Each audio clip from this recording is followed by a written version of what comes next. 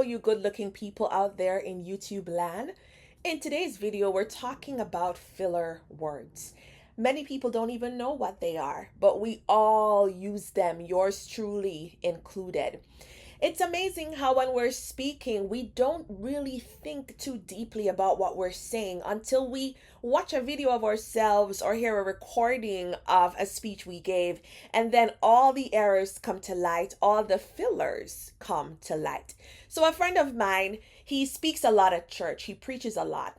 And whenever he writes to me in text message form or email form, for some reason his grammar is near perfect. But when he's preaching, and he goes all crazy and then he makes certain mistakes that he's not aware of. And so one day I decided to do a little experiment, and I made a jotting of all the grammatical errors he made in a particular speech he gave.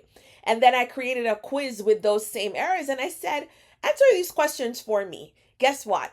He got 100%. So that goes to show that when we're speaking, we don't really think about the things we're saying sometimes. And I hope nobody watches this video and sends it to him, troublemakers.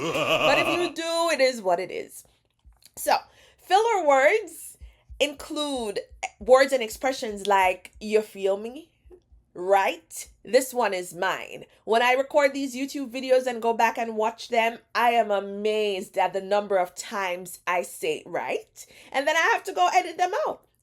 Other words are I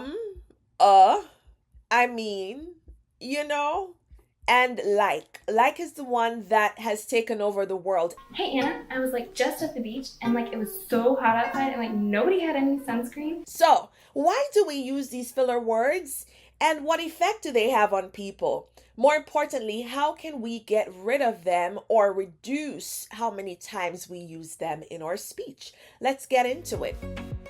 We use filler words mostly to fill empty spaces in conversations and speeches. Somehow, most people are uncomfortable with silence, and so they feel like they have to say something in those moments. And we also use them as a way of thinking of what to say next. And like I said before, we all use them. What effect do they have on other people? For some people, they have no effect. There are some people who are not very fussy. God, I wish I were like them. And they don't really care about how people speak or the fillers they use. But for other people, they are a distraction and people tune out. Now imagine trying to convince someone to do something. You're giving a motivational speech and you're convincing people to change their lives.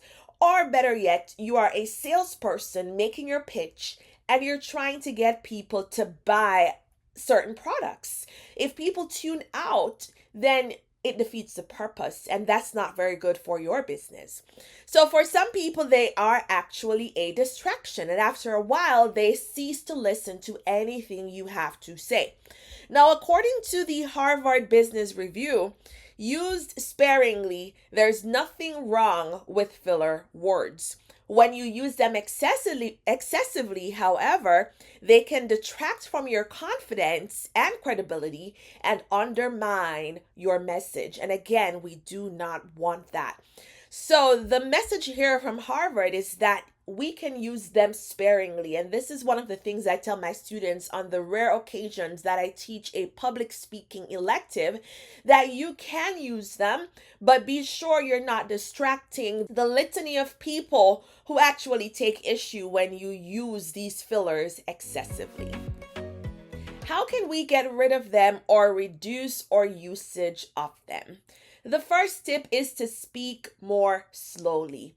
When I really concentrate on what I'm saying, then my grammar is how I want it to be. Like right now, I'm recording this video. I cannot afford to be using fillers in a video about fillers. So I have to speak slowly and I have to really think about what I'm saying. The next tip is to prepare well if you have glossophobia, which is the fear of public speaking. So if you know you have to make a presentation or you have to convince 500 people to buy something, then you have to be prepared. You have to do your research and spend time going over it. Practice speaking in the mirror. Those are some things that will help. Next, we need to get comfortable with silence. Right now, I could say we need to get comfortable with silence to fill the space. But instead, I said we need to get comfortable with silence. And then I pause and it gives someone a moment to reflect on what I'm saying instead of distracting them with the okay? And then we can record ourselves and review the recording. I have to do this because I'm on YouTube and I have to listen to myself and make sure everything is kosher, because if not, that could be a problem for some people. So put this into practice if you really care about your public speaking skills and how you come off when you are communicating. And finally, we should practice mindful speaking. Think about every single word that proceeds out of your mouth and make sure they are seasoned with grace and they are well structured so that people will actually wish to hear what you say. Thank you all so much for tuning in. Until the next lesson.